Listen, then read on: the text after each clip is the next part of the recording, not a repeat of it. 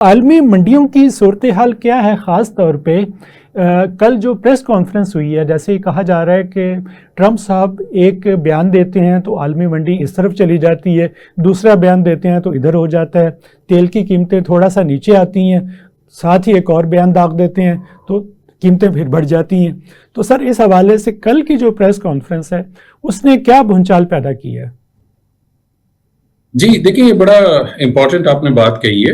یہاں پہ اگر ہم دیکھیں، پاکستان میں عام طور پہ جو ایک تصور بنا ہوا ہے کہ اگر جنگ کی وجہ سے تیل کی قیمتیں اوپر جا رہی ہیں، اچھا تیل کی قیمتیں تو صرف ایک چیز ہے، اور اس کے علاوہ بہت ساری چیزیں ایسی ہیں جو کہ عالمی معیشت پہ بہت گہرا اثر ڈالیں گی۔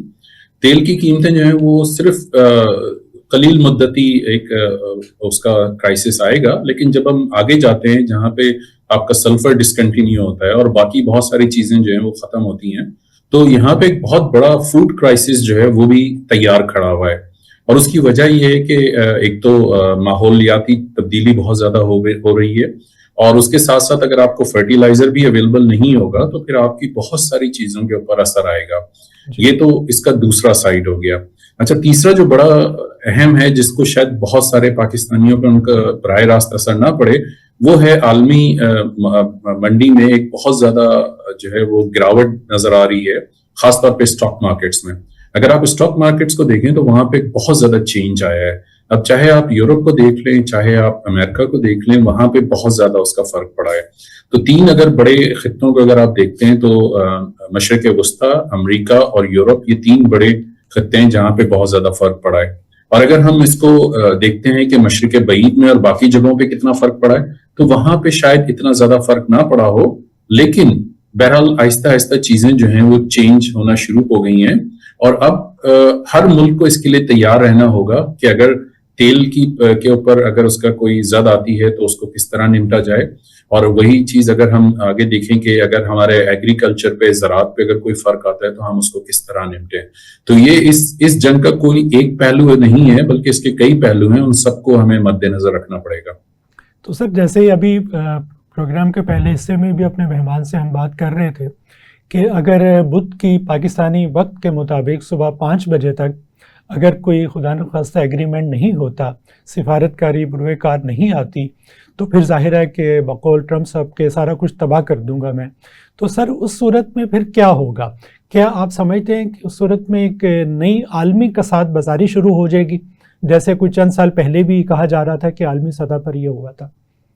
جی دیکھیں، اس میں ٹرمپ کا جو ہے جو سچویشن نظر آ رہی ہے وہ یہ ہے کہ ٹرمپ کو ایک سیف ایگزٹ چاہیے، کیونکہ وہ ایک جنگ تو شروع کر دی ہے، لیکن اس جنگ کو ختم کرنے کے لیے، اور جو خاص طور پہ ایران نے توقعات سے کہیں زیادہ رد عمل دکھایا ہے۔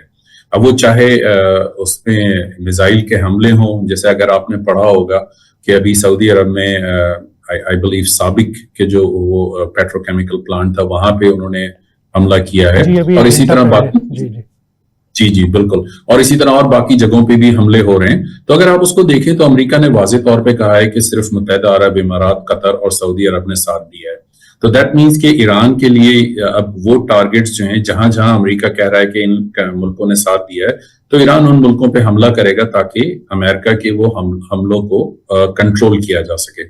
اب جہاں تک بات یہ رہی کہ کیا امریکہ ایران پہ کوئی فیصلہ کن حملہ کرے گا، تو فیصلہ کن حملے کے صرف دو ہی طریقے ہیں۔ ایک تو اللہ نہ کرے کہ ایک ایٹمی جنگ شروع ہو جائے، جس کے چانسز بہت کم ہیں، ظاہری بات ہے زیرو تو کبھی بھی نہیں ہوتے، لیکن میرا خیال سے امریکہ کو اس کو جو ہے وہ ایز اے لاسٹ ریزورٹ اس کو دیکھے گا اور اس پہ جائے گا۔ اور دوسرا یہ ہے کہ ایک میزائل کو یا طیاروں کو استعمال کیا جائے، اور جو امریکہ نے دیکھا ہے کہ ایک ہی دن میں ان کے 3 سے 5 طیارے تباہ ہونے کی جو بات آئی ہے، تو وہ ایک بہت بڑا نقصان ہے امریکہ کے لیے بھی اور عالمی معیشت کے لیے بھی۔